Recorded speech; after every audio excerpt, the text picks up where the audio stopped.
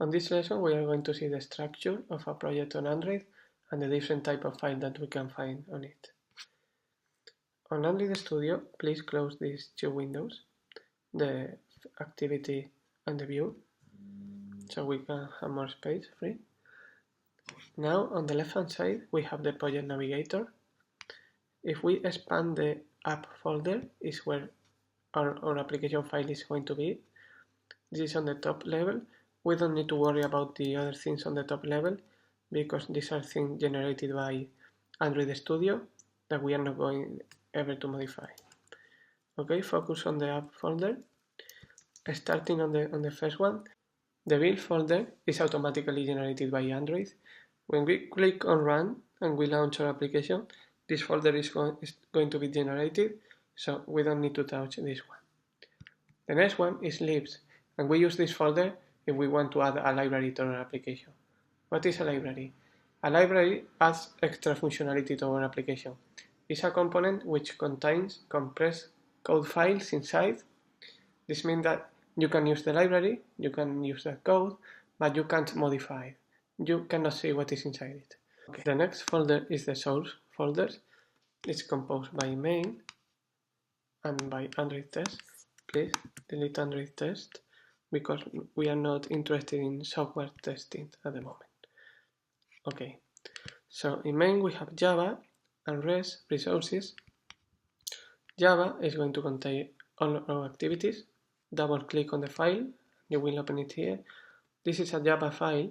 We know it because of the extension, my first activity.java.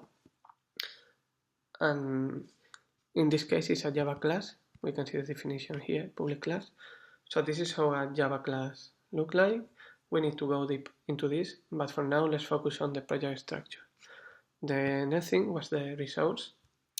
And the resource is all that application is going to need, like images, text, dimensions, screens, the views. Let's open layout, which is our view.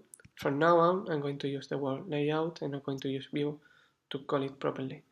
Okay, so if you double click on it, you see the first thing that we saw when we opened Android Studio, when we created our project, is the view and the controller. This file is another kind of file, it's a XML. XML is a programming language like Java, but it's much simpler. It was made to store information in a legible way. It stores name and value pairs. Please open values string. This is a simple XML. It has 3 strings with the 3 values. So basically XML works with a start tag and an end tag, and everything on the middle is the value, and the thing that we have on the start tag can be attributes. We can add as many attributes here as we want. Sometimes between the tags we have a value, and sometimes between the tags we have more tags. So this way we can create different structures with this. Okay, so that's everything about Java files and XML for now.